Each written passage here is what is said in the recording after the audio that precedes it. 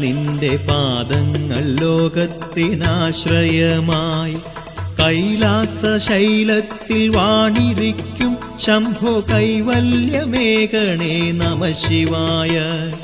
ദക്ഷന്റെ ഗർവം കളഞ്ഞവനെ എന്നും ഭിക്ഷാടനത്തിൽ രമിപ്പവനെ അസ്ഥിയാൽ മാലകൾ തീർത്തവനെ ശംഭു കൈവല്യമേകണേ നമഃ ശിവായ.